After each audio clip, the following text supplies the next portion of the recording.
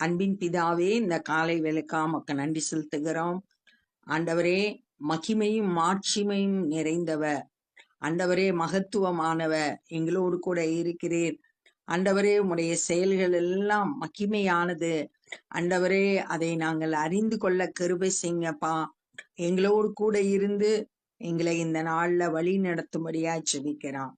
எல்லா பொல்லாப்புக்கும் விலக்கி காத்து கொள்ளுங்க. இந்த நாளில் வேத தியானத்தை எங்களுக்கு ஆசீர்வதித்து தாங்க. நேசிக்கிற இயேசு கிறிஸ்துவின் இனிய நாமத்தில் கேட்கிறோம் பிதாவே, ஆமென். யோசுவா 24வது அதிகாரம் 15வது வசனம். கர்த்தரை சேவிக்கிறது உங்கள் பார்வைக்கு ஆகாததை கண்டால் பின்ன யாரை சேவிப்பீர்கள் என்று இன்று தெரிந்து கொள்ளுங்கள். இப்ப சீகேம்ல இஸ்ரவேல் மக்களை எல்லாத்தையும் கூப்பிட்டு வச்சு யோசுவா அவங்களோடு பேசுறாரு. பேசும்போது இந்த ஜனங்களை பார்த்து கேட்கிறாரு, சொல்றாரு, கர்த்தரை தான் சேவிக்கணும். முந்தின வசனத்துல கர்த்தருக்கு பயந்து அவரை உத்தமமா உண்மையா சேவிக்கணும், அந்நிய தெய்வங்களை அகற்றி விடணும் அப்படின்னு சொல்லிட்டு, கர்த்தரை சேவிப்பது உங்க பார்வைக்கு ஆகாததென்று கண்டால் யாரை சேவிப்பீங்க? இன்னைக்கு நீங்க தெரிந்தெடுக்கணும். ரெண்டும் உங்க முன்னாடி இருக்கு. கர்த்தரை சேவிக்கிறதும் அந்நிய தெய்வங்களையும் சேவிக்கிறதும். இதுல நீங்க எதை தெரிந்து கொள்ள போறீங்க அப்படின்னு இன்னைக்கு தெரிந்து கொள்ளுங்கள். நதிக்கு அப்புறத்தில் உங்கள் பிதாக்கள் சேவித்த தேவர்களை சேவிப்பீர்களோ? இஸ்ரவேல் மக்கள் புறஜாதிகளோடு கலந்து வாழ்ந்த போது அவங்க அந்த தெய்வங்களை பின்பற்றினாங்க. அப்ப நீங்க அந்த மாதிரி உங்கள் பிதாக்கள் பின்பற்றின அந்நிய தெய்வங்களை சேவிக்க போறீங்களா? நீங்கள் வாசம் பண்ணுகிற தேசத்து குடிகளாகிய எமோரியரின் தேவர்களை சேவிப்பீர்களோ? நானும் என் வீட்டாருமோ வென்றால் கர்த்தரே சேவிப்போம் என்றார். நானும் என் வீட்டார் எல்லாம் கர்த்தரை மட்டும்தான் சேவிப்போம். யோசுவா உறுதியா கர்த்தரை பின்பற்றுகிறத இந்த வசனத்துல நம்ம தெரிந்து கொள்றோம். ஆனா இப்ப இஸ்ரவேல் மக்களை நீங்க யார சேவிப்பீங்க? சேவிக்கிறதுன்றது ஆண்டவரை கீழ்ப்படுகிறது, அவருக்கு ஆராதனை செய்கிறது, அவரை கனம் பண்றது, அவருக்கு ஊழியம் செய்கிறது. இதெல்லாம் சேர்ந்துதான் கர்த்தரை சேவிக்கிறது, அவரையே சார்ந்து கொள்றது. அப்ப நான் கர்த்தரை தான் சேவிப்பேன், நீங்க யார சேவிப்பீங்க அப்படின்னு சொல்லிட்டு யோசுவா ஜனங்களை பார்த்து கேட்கிறார். அப்பொழுது ஜனங்கள் பிரதியுத்தரமாக, வேறே தேவர்களை சேவிக்கும்படி கர்த்தரை விட்டு விலகிற காரியம் எங்களுக்கு தூரமாய் இருப்பதாக. நாங்க ஆண்டவரை விட்டு விலக மாட்டோம், மற்ற தெய்வங்களை வணங்க மாட்டோம், நம்மையும் நம்முடைய பிதாக்களையும் அடிமைத்தன வீடாக்கிய எகிப்து தேசத்திலிருந்து புறப்பட பண்ணி நம்முடைய கண்களுக்கு முன்பாக பெரிய அடையாளங்களை செய்து நாம் நடந்த எல்லா வழிகளிலும் நாம் கடந்து வந்த எல்லா ஜனங்களுக்குள்ளும் நம்மை காப்பாற்றினவர் நம்முடைய தேவனாகிய கர்த்தர் தாமே. இப்ப ஜனங்கள் சொல்றாங்க, ஆண்டவர் நடத்தி வந்த பாதைய நினைச்சு பாக்குறாங்க. நாங்க ஒரு காலத்துல எகிப்துல அடிமைகளா இருந்தோம், எங்களை அடிமைத்தனத்துல இருந்து ஆண்டவர் தான் புறப்பட பண்ணினார். நம்ம கண்ணு முன்னாடி நிறைய அற்புதங்களை பார்த்தோம். அங்க எகிப்துல இருந்த அடிமைத்தனத்துல இருந்து வெளியே வரும்போது 10 வாதைகளை அவங்க முன்னாடி பார்த்தாங்க. அடுத்து செங்கடல் 2ஆ பிளந்துச்சு. இன்னும் நிறைய அற்புதங்களை வனாந்திரத்துல நடந்து வரும்போது ஆண்டவர் அவங்களுக்கு பெரிய அடையாளங்களை காட்டினார். வானத்துல இருந்து மன்னா வந்துச்சு, மாறாவின் தண்ணீர் மதுரமா மாறிச்சு. இப்படி நிறைய அற்புதங்களை பார்த்தாங்க. நம்ம நடந்து வந்த வழிகள்லையும் கடந்து வந்த எல்லா ஜனங்களுக்குள்ளும் நம்மளை காப்பாற்றினவர். ஏன்னா அவங்க நிறைய தேசத்தை ஜெயித்து வந்தாங்க. அதெல்லாம் நம்மளை காப்பாற்றின கர்த்தர் தாமே. தேசத்திலே குடியிருந்த எமோரியர் முதலான சகல ஜனங்களையும் கர்த்தர் நமக்கு முன்பாக துரத்தினாரே. இந்த 7 ஜாதிகளையும் ஆண்டவர் துரத்தி அந்த தேசத்தை தான் இஸ்ரவேல் மக்களுக்கு கொடுத்தாரு. ஆகியால் நாங்களும் கர்த்தரை சேவிப்போம், அவரே நம்முடைய தேவன் என்றார். இவ்வளவு தூரம் எங்களை நடத்தி வந்தது கர்த்தர் தான் அப்படின்னு நினைவு கூறுறாங்க. நாங்க கர்த்தரை மாத்திரம்தான் சேவிப்போம் அப்படின்னு தீர்மானம் எடுக்கிறாங்க. யோசுவா ஜனங்களை நோக்கி, நீங்கள் கர்த்தரை சேவிக்க மாட்டீர்கள். அவர் பரிசுத்தம் உள்ள தேவன், அவர் எரிச்சல் உள்ள தேவன். உங்கள் மீறுதலையும் உங்கள் பாவங்களையும் மன்னியார். கர்த்தர் பரிசுத்தம் உள்ள தேவன், ஆனா அதே நேரத்துல எரிச்சல் உள்ள தேவன். ஏன்னா இவங்க அப்பப்ப பொன் கன்றுக்குட்டியை செஞ்சு வழிபட்டு ஆண்டவருக்கு விரோதமா பாவம் செய்தாங்க, அந்நிய தெய்வங்களை வணங்குனாங்க. அதனால ஆண்டவர் யோசுவா சொல்றாரு, நீங்க கர்த்தரை சேவிக்க மாட்டீங்க, பாவத்தை கர்த்தர் உங்களுக்கு மன்னியார். கர்த்தர் உங்களுக்கு நன்மை செய்திருக்க நீங்கள் கர்த்தரை விட்டு அந்நிய தேவர்களை சேவித்தால் அவர் திரும்ப உங்களுக்கு தீமை செய்து உங்களை நிர்மூலமாக்குவார் என்றார். ஆண்டவர் உங்களுக்கு எவ்வளோ நன்மைகளை செய்திருக்கிறாரு. நீங்க அவரை விட்டுட்டு அந்நிய தெய்வங்களை பின்பற்றும் போது ஆண்டவர் உங்களுக்கு தீமை செய்வார், அழிவை சந்திப்பீங்க அப்படின்னு எச்சரிக்கையா சொல்றார். ஜனங்கள் யோசுவாவை நோக்கி, அப்படி அல்ல, நாங்கள் கர்த்தரையே சேவிப்போம் என்றார்கள். கர்த்தரை மாத்திரம்தான் சேவிப்போம் அப்படின்னு உறுதியா சொல்றாங்க, தீர்மானமா. அப்பொழுது யோசுவா ஜனங்களை நோக்கி, கர்த்தரை சேவிக்கும்படி நீங்கள் அவரை தெரிந்து கொண்டதற்கு நீங்களே உங்களுக்கு சாட்சிகள் என்றார். அதற்கு அவர்கள், நாங்களே சாட்சிகள் என்றார்கள். கர்த்தரை இப்ப நீங்க தெரிந்து கொண்டிருக்கீங்க, அதுக்கு நீங்க தான் சாட்சி அப்படின்னு சொல்லும் போது அதை ஒத்துக்கொள்றாங்க. அப்பொழுது அவன், அப்படியானால் இப்பொழுதும் உங்கள் நடுவில் இருக்கிற அந்நிய தேவர்களை அகற்றிவிட்டு, முதல்ல நீங்க ஏற்கனவே வச்சிருக்க அந்நிய தேவர்களை அகற்றி விடுங்க, உங்கள் இருதயத்தை இஸ்ரவேலின் தேவனாகிய கர்த்தருக்கு நேராக திருப்புங்கள் என்றான். உங்க இருதயம் கர்த்தரையே சார்ந்து கொள்ளணும், கர்த்தர் பக்கமா திருப்பப்படணும். ஏற்கனவே இருக்கிற அந்நிய தெய்வங்கள் எல்லாம் அகற்றி விடுங்க அப்படின்னு சொல்லிட்டு ஒரு சுத்திகரிப்புக்குள்ள அவங்கள நடத்துறார். அப்பொழுது ஜனங்கள் யோசுவாவை நோக்கி, நம்முடைய தேவனாகிய கர்த்தரையே சேவித்து அவர் சத்தத்துக்கே கீழ்ப்படிவோம் என்றார்கள். ஆண்டவரை மாத்திரம்தான் சேவிக்க போறோம், அவர் சத்தத்துக்கு நாங்க கீழ்ப்படிவோம் என்றார்கள். அந்தபடியே யோசுவா அந்நாளில் சீகேமிலே ஜனங்களோடு உடன்படிக்கை பண்ணி அவர்களுக்கு அதை பிரமாணமும் நியாயமாக ஏற்படுத்தினார். உடனே அந்த இடத்துல ஒரு உடன்படிக்கை செய்யறாங்க தேவனோடு, கர்த்தரையே சேவிப்போன்னு. அதை யோசுவா ஒரு பிரமாணமாக ஏற்படுத்தினார். இந்த வார்த்தைகளை யோசுவா தேவனுடைய நியாயப்பிரமாண புஸ்தகத்தில் எழுதி ஒரு பெரிய கல்லை எடுத்து அதை அங்கே கர்த்தருடைய பரிசுத்த ஸ்தலத்தின் அருகில் இருந்த கர்வாலி மரத்தின் கீழ் நாட்டி எல்லா ஜனங்களையும் நோக்கி, இதோ இந்த கல் நமக்குள்ளே சாட்சியாய் இருக்க கடவது. ஒரு பெரிய கல்லை எடுத்தாரு, கர்வாலி மரத்துக்கு கீழே நாட்டி அதை சாட்சியா வைத்தார். கர்த்தரோடு பண்ணின உடன்படிக்கைக்காக, கர்த்தரையே சேவிப்போம், அவருடைய சத்தத்துக்கு கீழ்ப்படிவோம் அப்படின்னு தீர்மானம் எடுத்ததுக்கு, உடன்படிக்கைக்கு சாட்சியா அதை நிப்பாட்டினாங்க, கல்ல சாட்சியா நிறுத்தினாங்க. இந்த யோசுவாவின் புஸ்தகத்துல கற்களை பயன்படுத்தி சாட்சியா வைக்கிறது 7 இடத்துல சொல்லப்பட்டிருக்கு. ஒண்ணு, யோர்தான்ல தண்ணிக்குள்ள இருந்தப்ப அவங்க யோர்தானை கடந்து வரும்போது ஆசாரியர்கள் நின்ற இடத்துல கல்ல சாட்சியா வைத்தாங்க, 4:10 சொல்லப்பட்டிருக்கு, யோசுவா 4:10.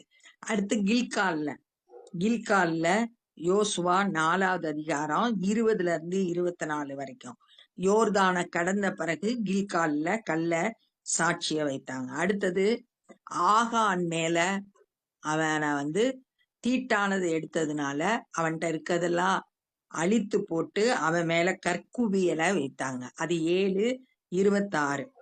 அடுத்து ஆயி பட்டணத்தோட ராஜாவை ஜெயிச்சு அவனை கொன்று அவன் மேல கற்களை வைத்தாங்க.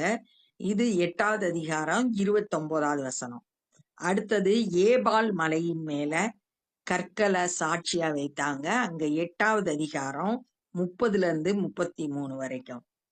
அடுத்ததாக எமோரியரின் ராஜாக்களை 5 பேரை இஸ்ரவேல் மக்கள் முறியடித்த போது அந்த 5 ராஜாக்களையும் குகைக்குள்ள தள்ளி ஒரு பெரிய கல்ல அந்த இத மேல வச்சாங்க. கடைசியா இப்ப 24வது அதிகாரத்துல 26, 27 ஆகிய வசனங்கள்ல சீகேம்ல கல்ல சாட்சியா வைக்கிறத இங்க சொல்லப்பட்டிருக்கு. அப்ப 7 இடத்துல கற்களை வைத்து சாட்சியா நிலைநிறுத்தினத பாக்குறோம். 27வது வசனம், எல்லா ஜனங்களை நோக்கி இதோ இந்த கல் நமக்குள்ளே சாட்சியா இருக்க கடவுது. கர்த்தர் நம்மோடே சொன்ன எல்லா வார்த்தைகளையும் இது கேட்டது. கர்த்தர் பேசின வார்த்தைகளை இந்த கல்லு கேட்டது. நீங்கள் உங்கள் தேவனுக்கு விரோதமாக பொய் சொல்லாதபடிக்கு இது உங்களுக்கு சாட்சியா இருக்க கடவுது என்று சொல்லி யோசுவா ஜனங்களை அவரவர் சுதந்திரத்திற்கு அனுப்பிவிட்டான். எல்லாரையும் அவரவர் இடத்துக்கு அனுப்பிவிட்டாரு. இந்த காரியங்கள் நடந்த பின்பு நூனின் குமாரனாகிய யோசுவா என்னும் கர்த்தருடைய ஊழியக்காரன் 110 வயதுள்ளவனாய் மரணம் அடைந்தான். இதெல்லாம் ஜனங்களுக்கு சொன்ன பிறகு 110 வயதுல யோசுவா மரித்து போறார். அவன் எப்பிராயிம் மலை தேசத்தில் உள்ள காயாஸ் மலைக்கு வடக்கே இருக்கிற திம்னாத் சேரா என்னும் அவனுடைய சுதந்திரத்தின் எல்லைக்குள்ளே அடக்கம் பண்ணினார்கள். யோசுவா 19வது அதிகாரம் 50வது வசனத்துல இஸ்ரவேல் மக்கள் தங்களுக்கு உடைய இடங்களை சுதந்திரித்து கொண்ட பின்பு யோசுவாவுக்கு இந்த திம்னாத் சேரான்ற இடத்த சுதந்திரமாக கொடுத்தாங்க. அதே இடத்துல அவருடைய அடக்கம் பண்ணினார்கள். அந்த இடத்துல அவனுக்கு கொடுக்கப்பட்ட சுதந்திரமான எல்லைக்குள்ளே அடக்கம் பண்ணினார்கள். யோசுவா உயிரோடு இருந்த சகல நாட்களிலும் கர்த்தர் இஸ்ரவேலுக்கு செய்த அவருடைய கிரியைகள் யாவையும் அறிந்து யோசுவாவுக்கு பின் வெகு நாள் உயிரோடு இருந்த மூப்பருடைய சகல நாட்களிலும் இஸ்ரவேலர் கர்த்தரை சேவித்தார்கள். இஸ்ரவேல் மக்கள் கர்த்தர் செய்த கிரியைகள் எல்லாம் அறிந்திருந்தபடியால வெகு நாள் வரைக்கும் கர்த்தரையே சேவிக்கிறவங்களா இருந்தாங்க. இஸ்ரவேல் புத்திரர் எகிப்திலே இருந்து கொண்டு வந்த யோசேப்பின் எலும்புகளை அவர்கள் சீகேமிலே யாக்கோபு சீகேமின் தகப்பனாகிய எமோரியருடைய புத்திரர் கையில் 100 வெள்ளி காசுகளுக்கு கொண்ட நிலத்தின் பங்கிலே அடக்கம் பண்ணினார்கள். இந்த யோசேப்போட எலும்ப குறித்து யோசேப்பு தன்னுடைய மரண நேரத்துல அங்க கூடிய இஸ்ரவேல் மக்களை கூப்பிட்டு அவங்க கிட்ட சொல்றாரு, என்னுடைய எலும்புகளை நீங்க தூக்கிட்டு போனோம் அப்படின்னு சொல்லிட்டு ஆதியாகமம் 50வது அதிகாரம் 24வது வசனத்துல யோசேப்பு தன் சகோதரன் நோக்கி, நான் மரணம் அடைய போகிறேன், ஆனாலும் தேவன் உங்களை நிச்சயமாய் சந்தித்து நீங்கள் இந்த தேசத்தை விட்டு எகிப்து தேசத்தை விட்டு தாம் ஆபிரகாமுக்கும் ஈசாக்குக்கும் யாக்கோபுக்கும் ஆணையிட்டு கொடுக்கிற தேசத்துக்கு போக பண்ணுவார் என்று சொன்னதும் அன்றி, தேவன் உங்களை சந்திக்கும் போது என் எலும்புகளை இவ்விடத்திலிருந்து கொண்டு போவீர்களாக என்று சொல்லி யோசேப்பு இஸ்ரவேல் புத்திரருக்கு ஆணையிடுவித்து கொண்டான். அந்த ஆணையிட்டதின்படி யோசேப்போட எலும்ப இவங்க தூக்கிட்டு வந்தாங்க. இப்ப தூக்கிட்டு சீகேம்ல அவங்க அடக்கம் பண்றாங்க யோசேப்போட எலும்புகளை. அந்த நிலம் யோசேப்பு புத்திரருக்கு சுதந்திரமாயிற்று. யோசேப்பு புத்திரருக்கு சுதந்திரமான அந்த சீஹேம்ல அடக்கம் பண்ணாங்க. இந்த இத குறிச்சு விசுவாசத்தினால செய்யப்படுகிற கிரியைகளை எபிரேயர் 11வது அதிகாரத்துல வாசிக்கிறோம். அதுல 22வது வசனம், விசுவாசத்தினாலே யோசேப்பு இஸ்ரவேல் புத்திரர் எகிப்து தேசத்தை விட்டு புறப்படுவார்கள் என்பதை பற்றி தன் அந்திய காலத்திலே பேசி தன் எலும்புகளை குறித்து கட்டளை கொடுத்தான். விசுவாசமான யோசேப்பு சொன்னபடி அப்படியே இங்க நிறைவேறுகிறத இங்க நம்ம பார்க்கிறோம். இந்த நிலம் வாங்கப்பட்டதை குறிச்சு ஆதியாகமும் 33வது அதிகாரம் 19வது வசனத்துல நம்ம வாசிக்கலாம். ஆரோனின் குமாரனாகிய எலியாசரும் மரணம் அடைந்தார். ஆரோனுடைய குமாரன எலியேசர், அவர்தான் ஆசாரியர், அவரும் மரணம் அடைந்தார். அவன் குமாரனாகிய பினகாசுக்கு எப்பிராயிமிலே மலை தேசத்திலே கொடுக்கப்பட்ட மேட்டிலே அவனை அடக்கம் பண்ணினார்கள். அந்த ஆசாரியர்களுக்குன்னு பட்டணங்கள் 48 பட்டணங்கள் கொடுக்கப்பட்டது. அதுல எப்பிராயிம் மலை தேசத்துல கொடுக்கப்பட்ட அவங்க அந்த பட்டணத்துல அவரை அடக்கம் பண்ணாங்க அப்படின்னு சொல்லிட்டு சொல்லப்பட்டிருக்கிறத பார்க்கிறோம். அப்ப இந்த நாள்ல நம்ம என்ன கற்றுக்கொண்டோம் அப்படின்னா, யோசுவா இஸ்ரவேல் மக்களை கூப்பிட்டு கேட்கிறாரு, நீங்க கர்த்தரை சேவிப்பீங்களா அல்லது யார சேவிப்பீங்க, இன்னைக்கு நீங்க தெரிந்து கொள்ளணும்னு சொல்றாரு. ஆனா நான் நானும் என்னோட வீட்டாரும் கர்த்தரை மாத்திரம்தான் சேவிப்போம் அப்படின்னு தீர்மானமா சொல்றாரு. இந்த ஜனங்கள் கேட்டப்ப ஜனங்கள் சொன்னாங்க, நாங்களும் கர்த்தரையே சேவிப்போம் அப்படின்னு சொல்லும்போது யோசுவா சொல்றாரு, அவர் பரிசுத்தமுள்ள தேவன், அதே நேரத்துல எரிச்சல் உள்ளவர். நீங்க அந்நிய தெய்வங்களை வணங்கும் போது உங்களுடைய பாவங்கள் மன்னிக்க மாட்டாரு. நீங்க நன்மை செய்தீங்கன்னா ஆண்டவர் உங்களுக்கு நிறைய நன்மை செய்திருக்கிறாரு. ஆனா நீங்க கர்த்தரை விட்டு அந்நிய தெய்வங்களை வழிபட்டீங்கன்னா உங்களுக்கு தீமை செய்து உங்களை நிர்மூலமாக்குவார் அப்படின்னு சொன்ன உடனே இஸ்ரவேல் மக்கள் சொன்னாங்க, இல்ல நாங்க கர்த்தரை மாத்திரம்தான் சேவிப்போம் அப்படின்னு சொன்ன உடனே அந்த இடத்துல உடன்படிக்கை பண்ணி கர்த்தரையே சேவிப்போன்னு உடன்படிக்கை பண்றாங்க. அதுக்கு அடையாளமா ஒரு பெரிய கல்ல சாட்சியா நிறுத்துறாங்க. அப்புறம் யோசுவா 110 வயதுல மரணம் அடைந்தாரு. அவரை அடக்கம் பண்ணாங்க.